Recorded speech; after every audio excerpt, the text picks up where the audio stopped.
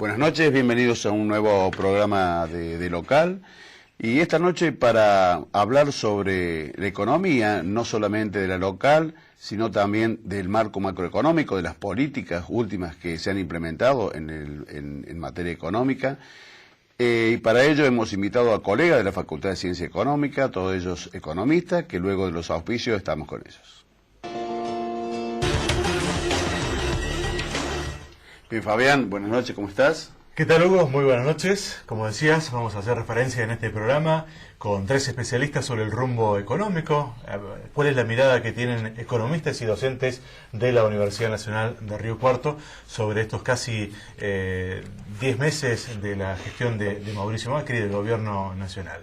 Para eso hemos invitado a Jorge Hernández, economista, docente de la Universidad Nacional de Río Cuarto, Fernando Lagrave, también economista, docente de la Universidad Nacional de Río Cuarto, y docente de la Universidad Nacional de Río Cuarto y economista Claudio Forlani. Muchas gracias por venir. Buenas noches. Gracias por la invitación. ¿Qué tal? Buenas noches, ¿cómo están? Bien. Gracias por estar con nosotros. Y para analizar de alguna manera esto que hablábamos, ¿no? del rumbo económico, por ahí se le echa mucha responsabilidad a la gestión anterior, se habla de que en realidad lo que tenemos para observar que es el cuarto mes consecutivo de caída en la actividad económica. La peor fue la de julio en los últimos 14 años, que es el último indicador que se puede observar. Y esos indicadores son responsables, Jorge, te hago la pregunta a vos, como para comenzar, ¿es responsable el nuevo modelo o es responsable el modelo anterior y esto se ocultaba? ¿Cómo lo podemos analizar? Mi percepción es que este es el resultado de la política que se ha implementado a partir del 10 de diciembre. Es más, yo tengo ya, opinión sobre que las medidas de política económica que iba a tomar el gobierno del presidente Mauricio Macri no iban a ser las declamadas en la campaña, sino las que tienen matriz en las ideologías liberales o en las políticas neoliberales que se han implementado no solamente en este país y en la gestión de Macri, sino que uno ya veía que eran los procesos que venían siguiendo los países de la región que ya habían avanzado en este tipo de políticas. Y que, en mi opinión, la aplicación de estas políticas, este conjunto de políticas que está aplicando el presidente, que no son las que anticipó en la campaña, iban a tener exactamente estos resultados. La verdad que me apena en esto tener razón, ¿no? Y haber previsto un escenario donde se está generando una situación en que la calidad de vida de las grandes mayorías empeora, y creo que con pocas perspectivas de que mejoren en el corto plazo y aún en el mediano, ¿no? Fernando, ¿lo ves así? Yo siempre tiendo a ver los procesos más largos y no focalizándolo tanto en un gobierno o en otro, porque si no generaliza que uno se pone una camiseta u otra, que es muy legítima, pero como economista pierde la visión de estructura y siempre se queda en la sumatoria de las coyunturas. Los datos son los datos y de alguna manera, por ejemplo, el dato de pobreza es un dato que se dio ahora, pero que realmente me sorprende que sorprenda, porque es un dato que se venía conociendo desde los últimos 15 o 20 años en la Argentina. Entonces uno tiene que tomar la perspectiva. Después podrá discutir si las medidas coyunturales incrementan o cambian la tendencia de esa situación. Encima en la Argentina explicar todo, solamente la economía por lo económico es insuficiente. Explicar la inflación solamente por razones económicas sería insuficiente. La inflación en la Argentina, entre otras cosas, tiene una matriz de estructura de poder en función de cómo se distribuye el ingreso. Entonces, las cuestiones políticas o sociales o el entramado social incide también en el resultado de las políticas económicas y incide también las características culturales del sector productivo argentino. La Argentina no tiene una vocación productiva demasiado acendrada. El sector industrial es un sector rentista, tan rentista como el sector agropecuario, y si no, uno toma como ejemplo lo que dice de Mendiguden, que fue responsable de la licuación de sus deudas con la gran mega devaluación que hizo Duhalde. Hoy día está proponiendo un modelo de sustitución de importaciones que es parecido al de hace 50, 60 años atrás. Me parece que la Argentina entró en el cono de sombra de las llamadas políticas neoliberales con la dictadura y nunca salió de ellas. Creo que el intento más fuerte fue el que hizo Alfonsín con la primera gestión de Grispum, y después con el plan de Surville, que fue el plan austral. Pero Alfonsín se lo llevó puesto la crisis de la deuda, y la otra instancia que creo que hubo políticas que intentó recuperar el factor productivo fue el primer periodo del presidente Kirchner.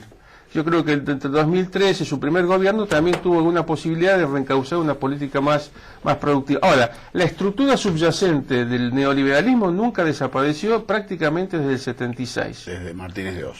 Fundamentalmente, y obviamente el momento más álgido que hizo su mayor avance fue los 90, con Carlos Menem, que tampoco dijo lo que iba a hacer, porque decía, si yo digo lo que voy a hacer no me van a votar. Claudio, ¿tu posición? Bueno, primero, un placer compartir la mesa con 3 colegas, cada uno de los cuales fueron mis primeros profesores de economía en la facultad. Así que los hago responsables. Yo asumo la responsabilidad. No, vos fuiste el único, vos no fuiste clase, pero los otros dos. Me faltó tu toque. Sí. Fue buen alumno, vamos a ver si sigue, Claudio. No, yo Mira, estuve en los cursos introductorios de historia cuando estaban los... A ver, ya me acuerdo por el año 2010, 2011, uno analizaba las importaciones de bienes de capital y bienes intermedios venían cayendo. Con lo cual decía que hay otra cuestión, otros aspectos sociales, filosóficos que yo mencioné que no invalido, digo, pues desde ese punto de vista, si no estaba reponiendo la capacidad instalada, hoy día va a tener recesión. Por eso cuando va a tener recesión, aumento de la pobreza, yo digo chocolate por la noticia, no me sorprende que ocurra. Eso sí, seguro que iba a ser. No voy a entrar si Menem o si Kirchner mintió o no mintió, pero hoy día tenemos un 32% de pobreza, 29, 30, 31. El tema está como sale de eso. La recesión aparentemente estaría tocando fondo, pero sigue habiendo recesión. Es la más grande en 14 años, interanual. Y aparentemente habría pie para pensar que el año que viene podría haber un rebote. Pero es solamente un rebote. Cuando digo de rebote, que vamos a rebotar 1 año, 2, electoralmente le comía al gobierno, pero no está visto un panorama a largo plazo, que es lo necesario, imprescindible para sacar ese 32% de gente de la pobreza, que no se logra 1 año. Es una política continuada de 15 años, por lo menos. Ahora, es también que hayan cambiado las políticas de la manera como han cambiado, que toca un poco, lo decía Hernández, en el sentido de que hoy si uno observa, las mayores críticas van hacia el lado de la corrupción. Ahora, la corrupción no son inherentes a un modelo. La corrupción es independientemente del modelo que se aplique. Si se critica tanto al gobierno anterior por la corrupción, que es lo que más se observa, ¿por qué ese cambio de modelo? ¿Está bien el cambio ¿Se cambió de modelo? Pues sí, Absolutamente. No sé, ¿por qué? Decide por qué. Yo no digo que ni que decide por qué sí se cambió de modelo.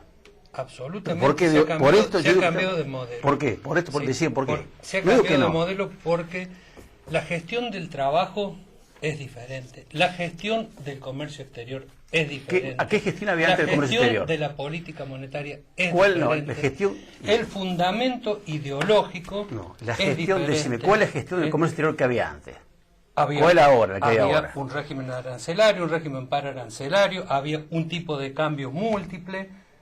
Había un tipo de cambio oficial y otro real. Había un sistema de tipo... Esa es la verdad. Discúlpeme, profesor, pero había un sistema de tipo de cambio múltiple. Había un tipo de cambio, ¿sí? Un tipo de cambio oficial, había un tipo de cambio oficial para los que viajaban, y mucho aprovechamos para comprar oficial y vender extraoficial. Había un tipo de cambio oficial para los que producían soja, había un tipo de cambio para los que había producían 6 por lo otros menos. bienes exportables. Había 6 colores distintos. Y había un tipo de cambio paralelo o ilegal. Cuando ¿sí? pasa eso, lo que hay es corrupción, porque tiene que comprar, tiene que pedir autorización para comprar. Entonces compra 9 y después luego pasa como 15. Más de uno hemos hecho una diferencia comprando el oficial y después vendiendo a un amigo el coso. ¿Eso lo ha hecho? Muy bien. Pero voy a ser hipócrita. Así, sinceramente ningún país, pero que lo grabe, ningún país subdesarrollado con problemas pero que lo grabe, estructurales, pero el como sistema lo señalaba permite. el profesor Jorge, Lagrave, si histórico como la Argentina tiene alguna chance de Jorge, si hubiera de tenido $1.000 o 100, lo hubiera vendido a 9. Flavio, a ver, vos, Sí. Claudio, escuchémoslo para ¿Conoce poder algún país que con los problemas estructurales que tiene este país y todos los países latinoamericanos hubiera podido desarrollarse con las diferencias de productividad que tienen los sectores, hubiera podido desarrollarse con un tipo de cambio único? Dígame uno. No conozco, pero decime, Bueno, pero ¿cómo hace? ¿Vos pensás qué tipo de cambio yo es desarrollo? creo que tipo de cambio los de desarrollo. países con estructuras con estructuras vos decís que- desequilibradas como las que tiene la Argentina requieren de un tipo de cambio múltiple y que con este tipo de cambio único los sectores ¿qué exportadores significa? altamente privilegiados por condiciones naturales o por No, cuestiones sector de exportador. concentración ¿Con de quién mercado negociaba? van a ganar y el resto va a perder. Las 5 porque exportadoras no tienen negociaban con el gobierno, con los productores, eso es lo que hacían las tres cosas. claro. Eso Bueno, es el comercio exterior, pero la lo recesión, que yo, ¿cuál es el lo que yo efecto de la digo, y recesión, esto digamos? no estoy rompiendo lanzas por ningún gobierno, ¿sí? No es posible, en mi opinión, esperar un proceso de desarrollo en condiciones de libertad de mercado o la propuesta que está generando el gobierno. Es más, yo creo que hasta va a tener problemas para dominar la inflación si su única alternativa es política monetaria. La Argentina no domesticó la inflación con política monetaria. La inflación, la inflación en la Argentina se dominó con una altísima tasa de endeudamiento, ¿sí? Y con 20% de desocupados. Ese es el modelo que baja la inflación en la Argentina porque tiene que ver, como decía la Grave, el problema inflacionario centralmente con una puja distributiva, que cuando de alguna manera los trabajadores se empoderan, ese poder empieza, o esa disputa, ¿sí?, de trabajadores empoderados empieza a generar un efecto inflacionario. Solamente se rompe, ¿sí?, la inercia inflacionaria desatada por la puja distributiva cuando el desempleo alcanza tasas altísimas. Y yo no tengo ninguna duda de que este 9,3% es que ha habido desocupación, es un piso a partir del cual va a seguir. Porque es la historia de lo que ha pasado con la aplicación de estos modelos. La Grave ponía en los 70 la ruptura del modelo. La ruptura del modelo implicó crecimiento sostenido de la desocupación, ¿sí? Nunca más se recuperaron procesos de desocupación hasta el momento en que se empezó a gestionar un modelo que tenía al trabajo como un valor central. La pregunta que yo te hago es la siguiente. ¿La inflación es buena o es mala? ¿Es buena en sí? ¿Es deseable que baje, sí o no? Sí, siempre es deseable que no haya inflación. ¿Sí o no? Bueno, ¿cómo hace para bajarla? Yo digo, ¿puede crecer con inflación como tener el 25 o 30%? Sin duda. Sin duda. ¿Puede crecer? Sí, claro. No hay, o sea, la pregunta es, ¿no hay problema que la inflación sea el 20% anual? No hay ningún problema. Es muy probable que no lo haya, ¿sí? De hecho, la economía ha venido creciendo con niveles de inflación que son altos. ¿Cuándo y creció? lo que yo digo es que es absolutamente ¿Cuándo vino creciendo con esa que inflación? la inflación baje con cargo exclusivamente ¿Cuándo a un vino solo creciendo sector. con esa inflación Argentina? ¿Cuándo vino creciendo con esa inflación?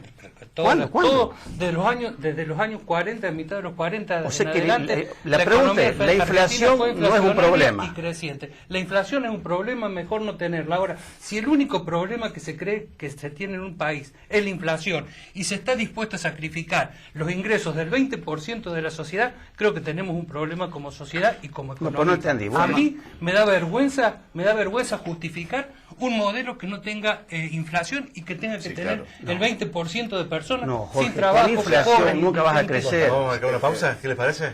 Y luego seguimos el diálogo sobre el rumbo económico. Bueno, y continuamos con colegas, amigos, analizando el rumbo económico. Fernando, ¿se puede economías como la nuestra crecer sin inflación? Sí, obvio que se puede crecer sin inflación y también se puede crecer con algo de inflación. Digamos, esto más o menos lo que no se puede es crecer todo el tiempo con mucha inflación, aquello que uno le puede mentir a poca gente mucho tiempo, pero no a mucha gente demasiado tiempo. Me parece de que esto es una vieja disputa, según en qué estado esté una economía. Claro. ¿No es cierto? Generalmente se suele hablar en los marcos teóricos, si está la economía en pleno empleo, si hay capacidad ociosa, cómo está la demanda interna, la demanda agregada. Pero me parece que el caso argentino es un caso en donde, si estamos en un proceso recesivo desde hace un tiempo, con altos y bajos, como decía acá el colega, que sube y viene, digamos, no se entiende muy bien los procesos inflacionarios de la magnitud, salvo que la estructura de los mercados oligopólicos, la convivencia también con algunas políticas económicas, haga que sea un proceso de inflación en donde los precios no responden para nada, ni siquiera a la famosa echada de culpa de los costos del trabajo. En la Argentina se discute que va a haber aumento de salario y se aumenta la productividad. Aumenta la productividad, pero no necesariamente se transfiere el salario. Pero de todas maneras es productividad muy baja en la Argentina. Pero eso no es por culpa de la calidad de la mano de obra. Es por culpa de que el sector industrial no es un sector que entendamos como sector competitivo, A ver, ¿qué quiere decir ser competitivo? Estar en un proceso de renovación y elegir cuáles son las industrias o las líneas estratégicas que crean valor en la ley del valor en la actualidad en la Argentina. Y eso no se discute. Por eso yo digo, discutimos la coyuntura si un punto más o un punto menos de inflación. Pero lo cierto es que en esto yo creo que el modelo neoliberal no se fue nunca en la Argentina. Sí ha cambiado el epifenómeno de eso, digo, se ha distribuido, se ha mejorado los niveles de renta, pero los procesos de concentración del capital continuado en la Argentina en los últimos tiempos. El proceso de transnacionalización del capital continuado en el tiempo. El mercado de trabajo continuó con una alta tasa de mercado negro, con lo cual es sectores que si bien están no están dentro del mundo del salario, cobran un salario pero no están dentro del régimen de la sociedad llamada del salario. Y otro gran sector está en la pobreza. Digamos, si esta es la estructura que tiene la Argentina, y hoy sabemos que a veces ni siquiera con un trabajo se sale de la pobreza, evidentemente el gran responsable de esto es el sector productivo argentino. Podrá alguno pelearse más con el sector del campo, por si se queda con una renta agraria según las circunstancias del tiempo. Hace 80 años que la Argentina discute esto y no lo resuelve. Entonces yo me parece que las demás son epifenómenos. El poder político no ha disciplinado el capital. El poder político, si no se disciplina el capital, evidentemente todo lo demás son fuegos de artificio. Digo, un país que no tiene un impuesto a la renta financiera desde hace tanto tiempo, evidentemente el sector financiero que se recompuso y tuvo ganancias extraordinarias, nadie le toca un peso. La renta financiera es mucho más grande que la renta agraria. Sí, pensaría que estuviéramos caminando un camino inverso al que estás diciendo, ¿no es cierto? Yo creo, a ver, cuando uno lo escucha hoy al presidente, Claudio, que lo escuche que dice que va camino o que las políticas tienden a disminuir o anular la pobreza a pobreza cero, que hay un 33% de pobreza, ¿vos creés que este modelo tiende a disminuir eso y a generar creo que hay empleo? una condición necesaria, no digo suficiente para el tema de la pobreza, que es inversión, y en Argentina no hay. Argentina debe tener, mira, datos de hace 3 meses atrás, y voy a decir, un artículo de Ferrer en el Diario de la Nación, hablaba de una fuga de capitales arriba de los 350.000 millones de dólares. Si vos tenés $1.000 guardados en tu casa, estás fugando capital. Poca plata, pero...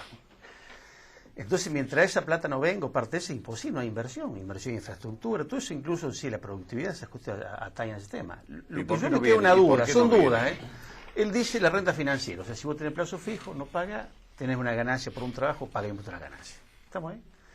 ¿Por qué hay una fuga de arriba de 300.000 millones de dólares, en vez de venir acá, poner la plata y sabiendo que no tenés impuestos, no pagas? Prefieren estar afuera sin pagar antes que en Argentina. Perdón, están afuera pagando, están en Argentina pagando.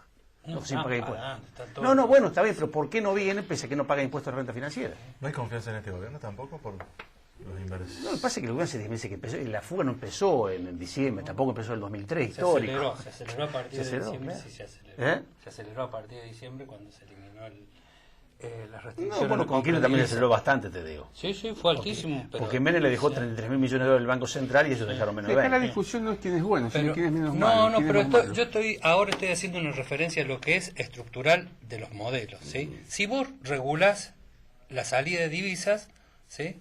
Puede ser que haya gente que se enoje, ¿sí? Pero la fuga es menor.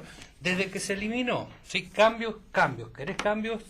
Había lo que le llamaban el cepo, ¿sí? Que te permitía comprar dólares por, ¿sí? y si se le ocurría a veces a alguien, ¿sí? Por lo que vos podías acreditar como renta. ¿Sí? Se volvió rápidamente al sistema anterior de 2 millones de dólares, donde todos los indigentes compraban 2 millones de dólares. ¿Sí?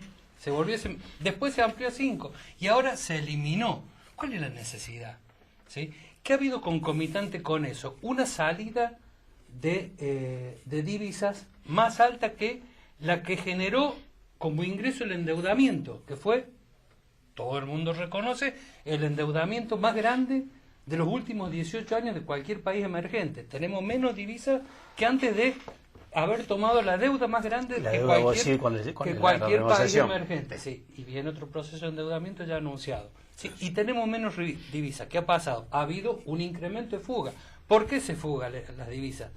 Porque alguien las tiene y tiene la posibilidad de fugarlas. Y eso es parte de lo que constituye la matriz de los modelos neoliberales. A mí me parece que es muy escueto decir que el modelo neoliberal es solamente eso. No es parte, estoy diciendo que es parte de la matriz. ¿Sí? Estoy diciendo que es parte de la matriz. Esta visita... discúlpame. Sí. La otra es la que conocemos, ¿no es cierto? Reducción por diferentes motivos, reducción del empleo, con reducción del empleo, reducción del salario, con reducción del empleo y del salario, protesta social que se reprime con violencia. Sí, este es un cambio de época importante, ¿no?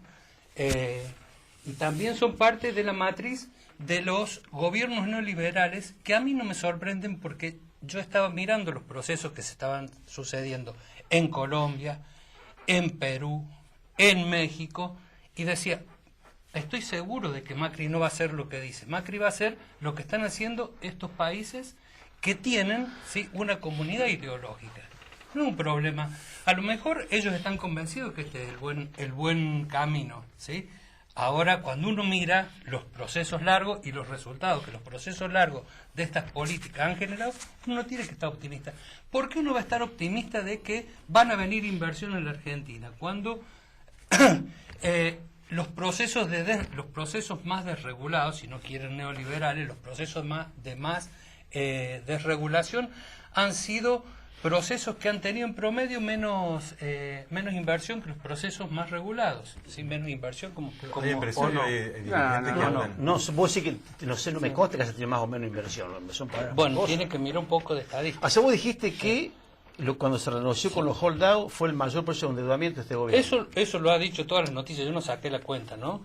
No. A ver, escúchame. La noticia fue periodistas, punto número uno, sí, no te que endeudó. el endeudamiento, sí, de la primera salida al mercado financiero internacional, sí, fue de tomar una deuda que tiene una envergadura que hace 18 años no se veía en ningún país. A ver, se tomaron 15.000 emergente. millones de dólares, 16.000 para arreglar con los holdados, eso fue lo que se hizo. O sea, ya estaba la deuda. No, fue más que eso. Ya estaba la deuda. Fue más. Vamos a marcar la pausa. Se pusieron al día las cuentas, nada más. Vamos a marcar la pausa. Ya regresamos con un nuevo bloque y es de análisis sobre el rumbo económico. Seguimos en De Local y, Claudio, ¿ha habido un cambio? ¿Qué cambió para que los empresarios, algunos referentes de cámaras empresarias, digan que estamos en un país más serio? No, objetivamente cambió muy poco. Seguimos, salvo los anuncios del holdout, el tema del cepo, pero los otros son todos anuncios, pero el plata no llega. Fuiste a un montón de foros internacionales, trajiste empresarios internacionales. Acá hace 3 semanas hubo un mini Davos.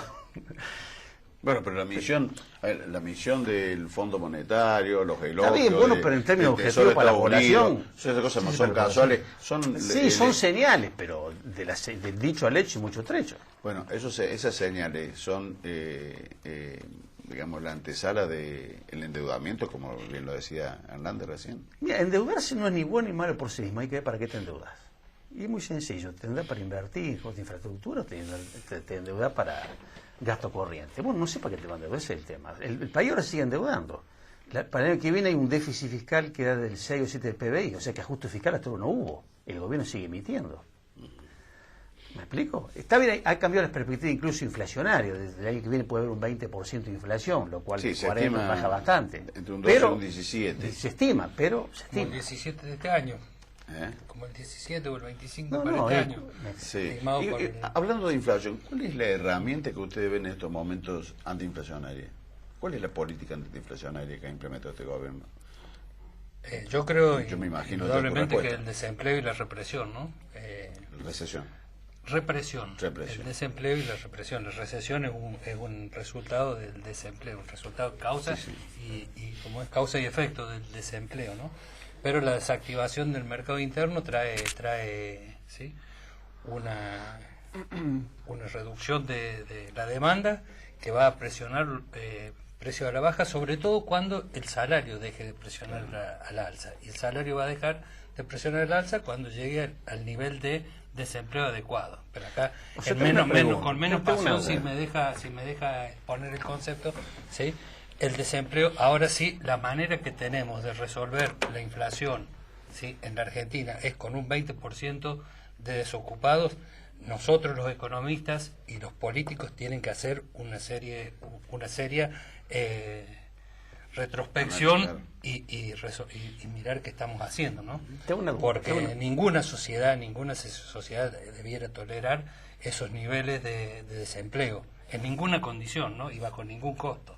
Acá en la Argentina pasó esto y la sociedad argentina lo toleró y solamente tuvo una expresión desestabilizadora de un gobierno cuando se impuso una restricción al acceso de los depósitos a la población. Pero me parece que eso es la pregunta que hice al principio yo, es medio como que se le echa la culpa a la política anterior de este desempleo, de estos niveles de pobreza, porque el mismo presidente salió a decir, el mismo presidente salió a decir que es una vergüenza a vos y a todos. ¿Por qué? Tiene que preguntar. No, pero la duda es, ¿por qué acá tenemos el 40 y en muchos otros países la inflación supera el 10? ¿Por qué cree que el mercado interno lo empezó a checar con este gobierno y no antes?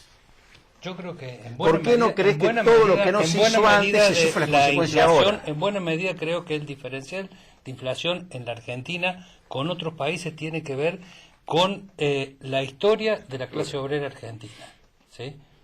Con la historia de la clase obrera argentina, la capacidad de disputa que ha tenido la clase obrera argentina. Y cada vez que le han dado un poco de oxígeno en la disputa, la clase obrera fue a disputar renta. Y la disputa por la renta pega en el nivel de precio. Porque, o sea que en otros países no hay la misma historia de clase obrera.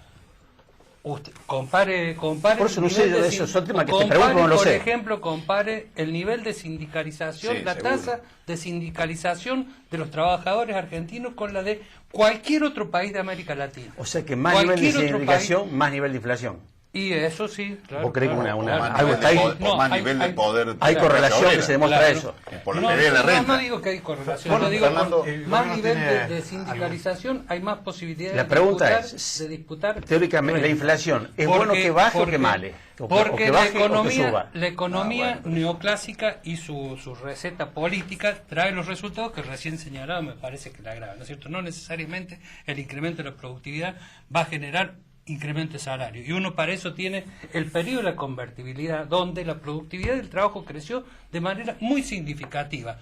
Junto con la productividad del trabajo creció el desempleo y cayó el nivel de salario.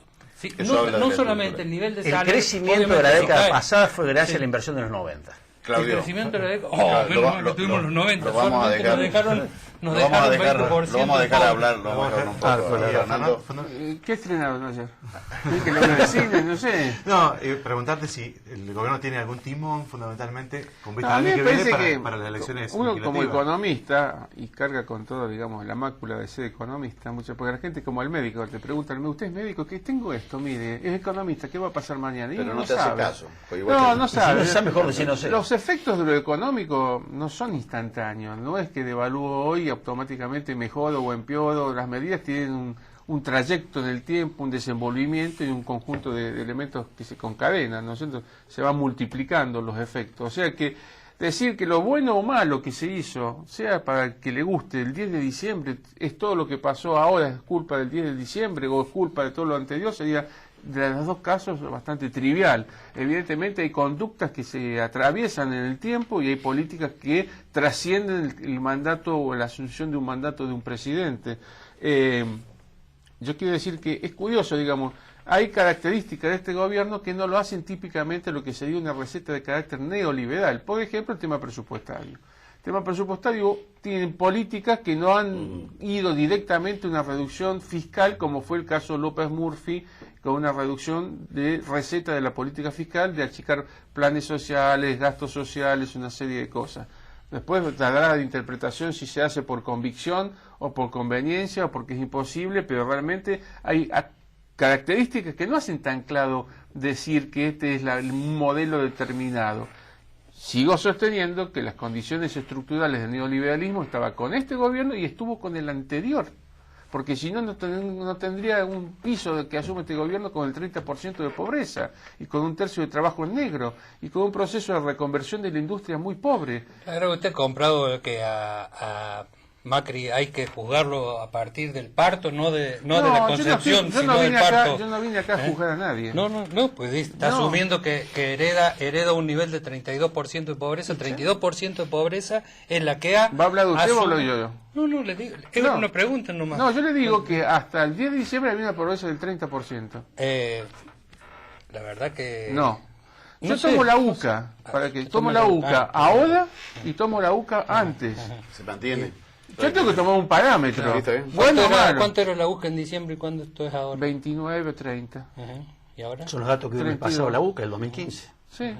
Pero si, bueno, pero si yo subo a la inflación, automáticamente, justamente, Claro. la inflación hace que, punto de vista de subir la canasta básica, un montón de gente quede echada al nivel de la pobreza. Porque es una línea, claro. Ah, ¿sí? Entonces ahí la inflación juega contra el sector del asalariado. Ahora, vamos a ver después por qué la inflación. Ahora, no sé cuál es la me parece una discusión infantil y realmente hay una vocación histriónica en la Argentina a preocuparse por temas de la coyuntura y de la manera en cómo se los pone sobre la mesa, del cual todo el mundo opina, porque la patria panelista es esto, de alguna manera, se desaparecen de la agenda. Es más o menos como el chico muerto que apareció en las costas de Siria. Todo el mundo se rasgaba la vestidura y como se instaló se olvidó. Me parece que el proceso de continuidad hace no para ensalzar un gobierno o denostar a otro, sino para encontrar algún camino que uno pueda encontrar alguna solución de algún lugar medianamente ecuánime, porque si no después voy al partido político que me gusta y voto a quien quiero, eso desde ya.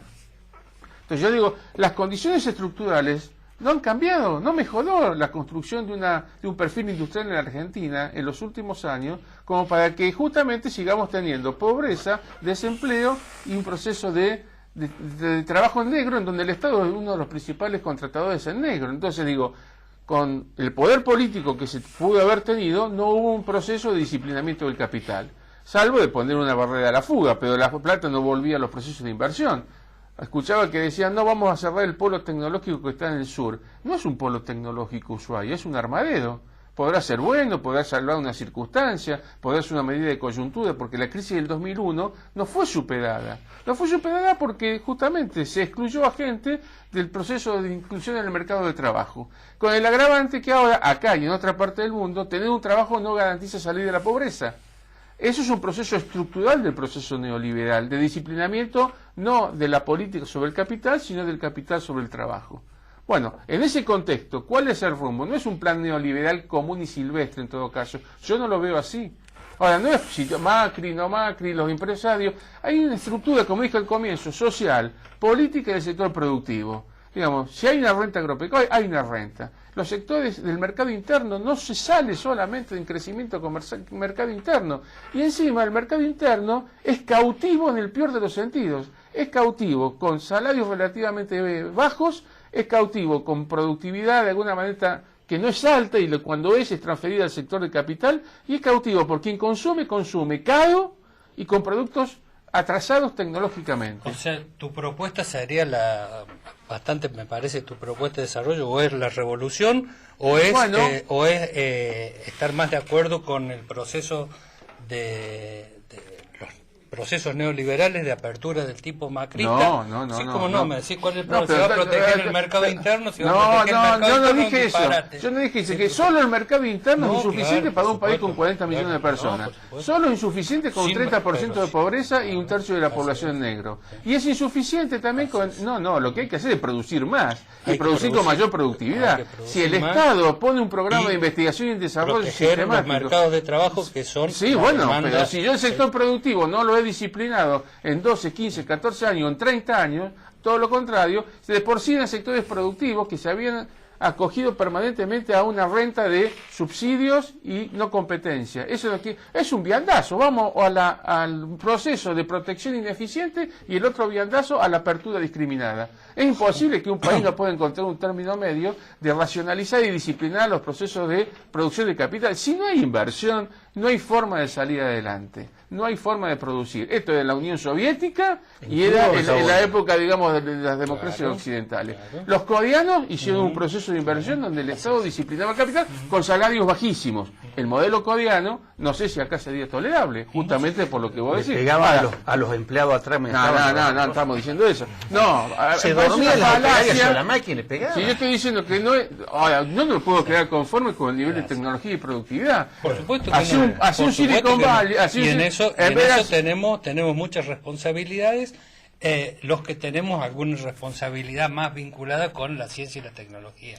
Tenemos muchas responsabilidades. yo tengo una eso más, es tengo- central, y las señales que va dando este gobierno tampoco nos apunta a este... Tengo una mala noticia. Se terminó el tiempo. Así es. Se van a llevar un presente, como es habitual, de Muy agradecido por la invitación, un placer acá de Y lo vamos a Varios ver colegas, otro día. causa, ¿eh? Tres Muchas colegas. gracias. Muchas gracias. Nos Gracias. vamos a la pausa, ya regresamos.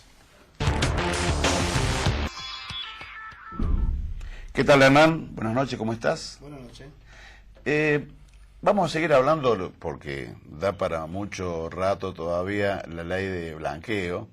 Y hay te quiero preguntar que, digamos, hay lo que informalmente conocemos como testaferro, ¿está previsto en la ley de blanqueo? No con esa palabra. Por digamos. supuesto, informalmente lo conocemos Formalmente como lo testaferro. conocemos como Pero testaferro. testaferro sería una persona que representa a otro en una propiedad. Testaferro es aquel que detenta la propiedad de un bien que en realidad no es de él. Claro, Puede ser un bien mueble, o generalmente son bienes registrables.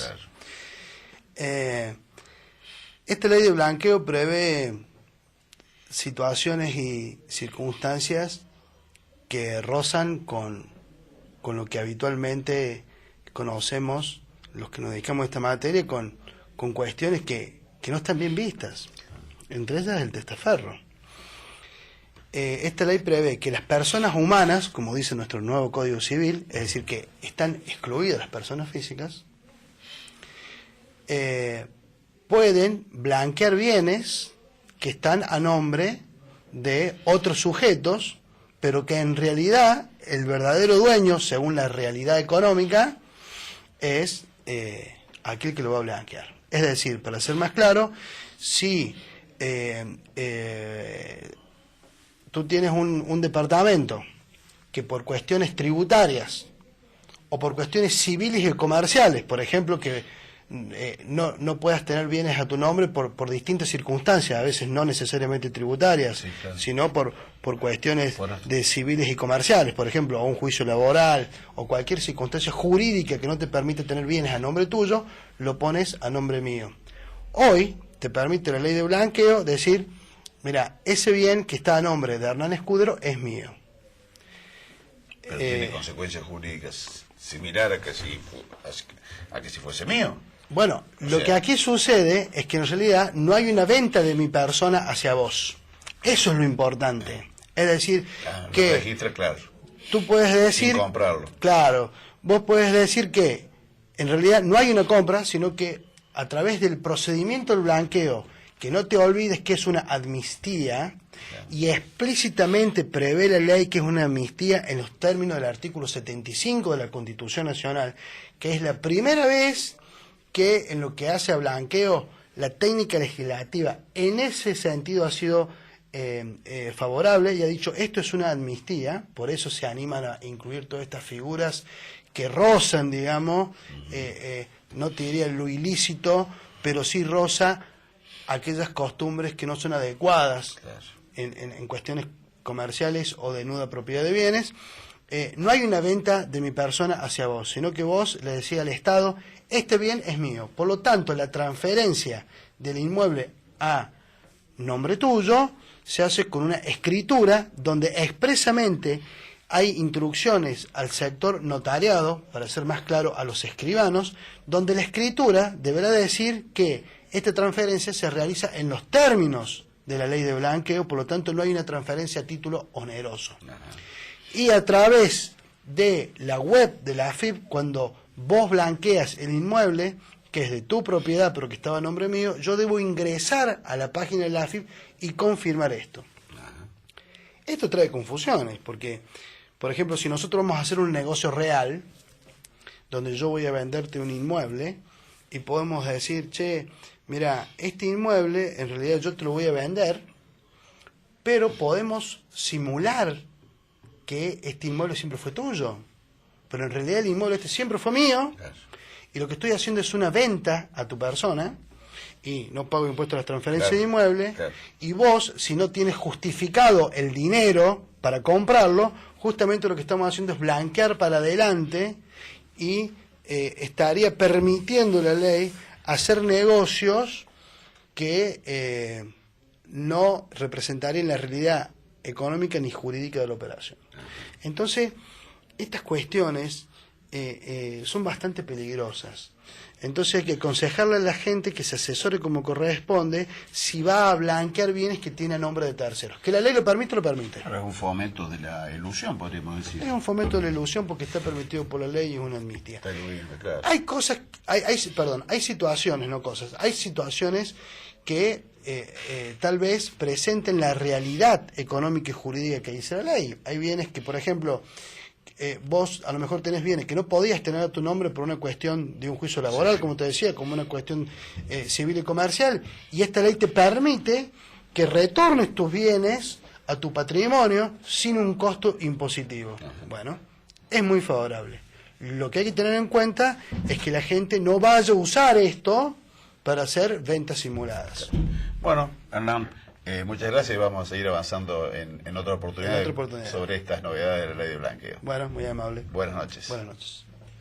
Hernán Escudero y Asociados.